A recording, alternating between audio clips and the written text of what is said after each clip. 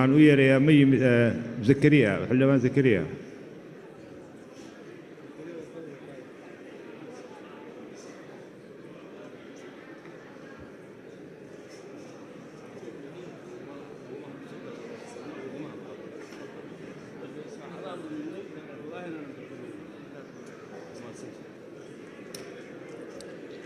بسم الله الرحمن الرحيم والصلاة والسلام على أشرف المرسلين.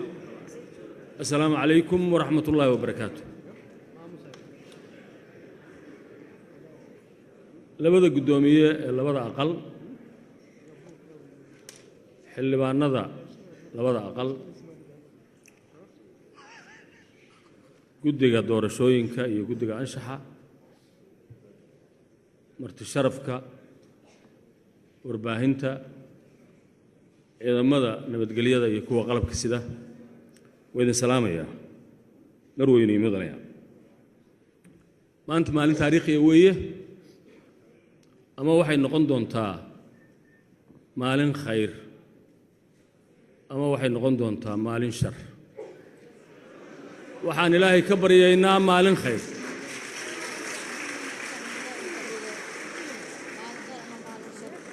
waxaan ilaahay ka baryaynaa maalin khayr laa taqniduu min raxmat illaah markaan arkay tirada murashaxiinta oo aad u badan waxaa la doonahayaana hal kursi yahay markaan qiyaasay jawiga guud ee doorashada markaan anugu isqiyaasay intaan cod haysto oo aan ku sameeyay statistical data analysis waliba standard deviation keedu uu ka badan yahay 90%.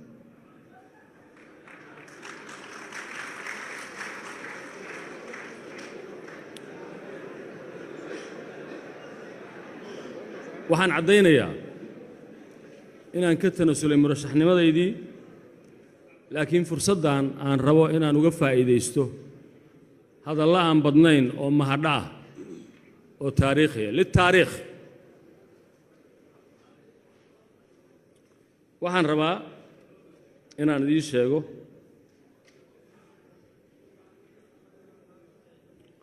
horta indhihiinaan u jeedaayo qof khayr qabaa dooran doontaan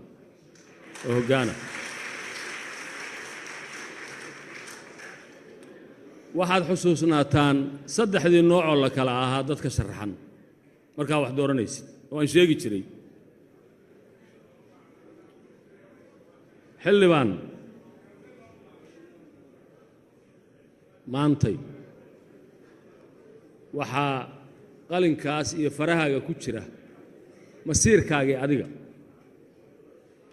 kii qoyskaaga iyo kii qarankaaga waxaan idiin sheegayaa waxyaalaha igu kallifay inaan tanasulo keliya maaha intaan sheegay faragelin qaawan oo shisheeye oo soo dhex gashay oo dad halkaan fadhiyaa ka mid yihiin beeniya taas beeniya inaad karaamo leedihiin madax bannaan tihiin qaran tihiin maanta rumeeya waa mahadsantihiin